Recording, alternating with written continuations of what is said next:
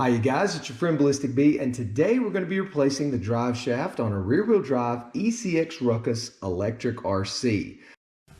And here are the tools needed for the repair, including needle nose pliers, a 9/32 nut driver, a 1.5mm hexagonal or Torx head driver, and of course we'll be using bone stock plastic ECX long 1/10 scale drive shafts. Why? Well, as you can see, we've got a little bit of a problem down here with the drive shaft. And as you can see, the CV joint exploded on this particular drive shaft. So that's why I'm going with bone stock plastic drive shaft replacements here as opposed to metal. There's one other good reason, because metal is heavier and thus is going to make everything slower. It's going to take more force and power from the motor to be able to spin these metal drive shafts, and so it's going to negate the power that we just got out of the new engine replacement, the new motor replacement. First thing that we're going to do is look to go ahead and take off the wheel, and you're going to be looking to use your 9/32 nut driver. I've already got it loosened up, so I'm just going to go ahead and pop this nut right off. And then watch out for the nut and of course the spacer. Make sure that you keep track of both of those. The rear wheels in a rear wheel drive car like this, you're going to definitely have a spacer and a nut at the very least. I'll take care of those over here. Then our question is, first, how do we use the wheel? We use it as a jack stand. A little trick that'll help you out if you don't want to go out and buy some of those fancier stands, which I'm thinking about investing in, but right now for this, the wheel is doing a pretty good job.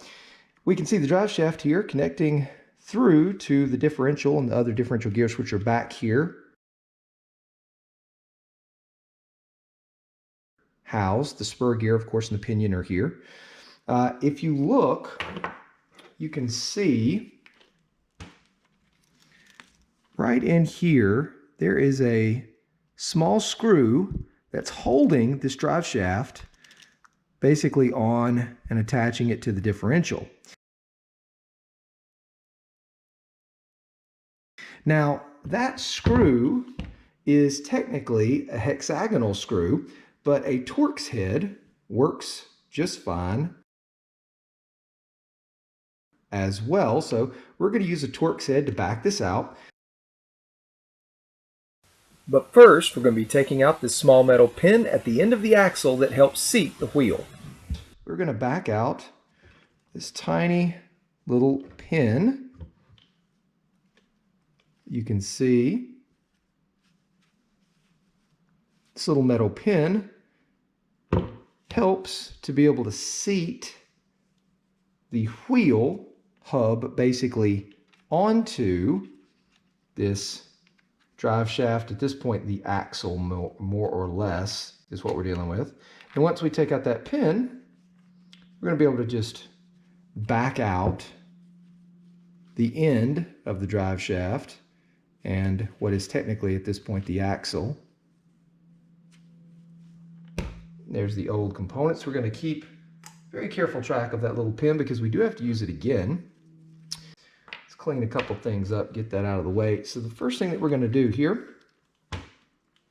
try to give you a good look. We've got to get down in here, but as you can see, this framework here that basically holds up the plastic shell is a little bit in our way. So I'm going to take this out. Don't forget when you're popping these out, these little pins, first A, keep track of them. But then second, take note of exactly which slot they're in, because if you get it too high, your shell is going to ride a little funny. or too low, it's going to look a little different. It probably won't hurt performance too much. Too low may interfere with the suspension travel, just depending on the type of RC that you have.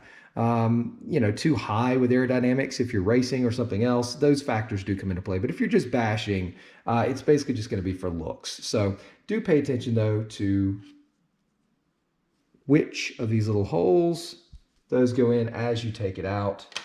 Move it out of the way. That's going to allow us a little bit of an easier time getting to this small screw down here. And what you're going to want to do is take the old drive shaft and turn it to where you can see that screw well. And get it in there. Once you do, feel a little pressure. Now you've got it in the slot. You can feel that you're starting to back it out.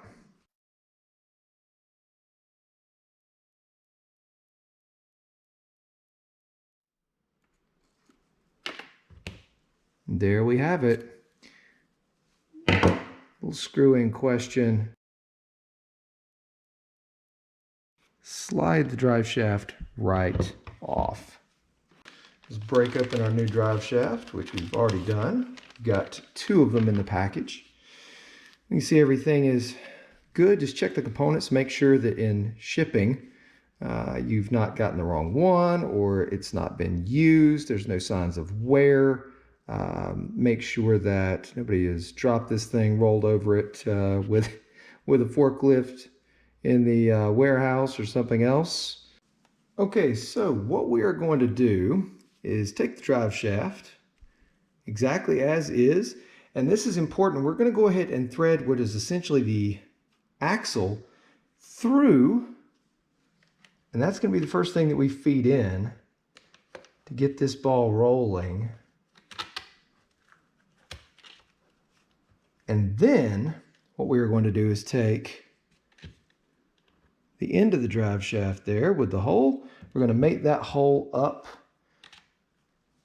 to the hole coming out basically of the differential here. When we get those 2 holes perfectly lined up, we see nothing but black in there.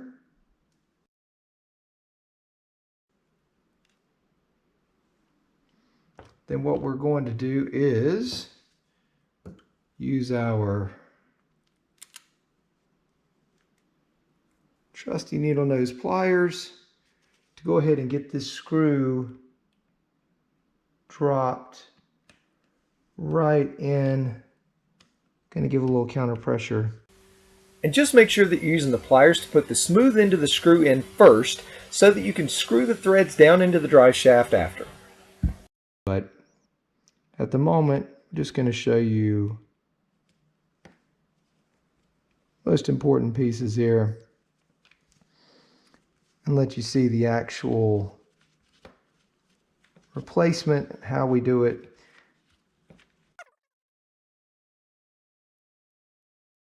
Is to make sure that I see that it is not flush, but it is seated in a little deeper. You can see it is a little past flush to make sure it is all the way in, all the way through, holding this drive shaft on very well. I'm going to go ahead and insert it back in so that we will have, again, something for the wheel to actually mate up with. And now all that you're really left with, of course, don't forget about your little shell bracketing that holds on the shell of the RC, getting that back on there as well. All that we're really left with at this point is getting the wheel seated back on. And as we do, we're looking immediately, once it's made contact with that metal pin, to see, is there travel, rotation, good mating, and movement in that drive shaft? And there is. We like that, so we're going to use our little trick that we talked about in previous videos, where we're going to slide onto a little Torx head screwdriver, the little plastic spacer. Then we're going to get it right on top of that axle popping through, such that we can allow it to slide right past it and on. So move our components out of the way here. And then, of course, we have our 9/32 nut, and looks like everything is on good. You can see that the wheel made it up well. We're getting a lot of nice movement in the drive shaft. And of course, just need to put our brackets back in so that we can ultimately get our shell back on. Well, guys, that's it for me. I hope you've enjoyed this video and it's been helpful to you. If it has, please make sure that you go ahead and hit that like button, and more importantly, subscribe. That helps us to keep being able to do all of these great videos that we do for you. Be safe, be fun, and believe.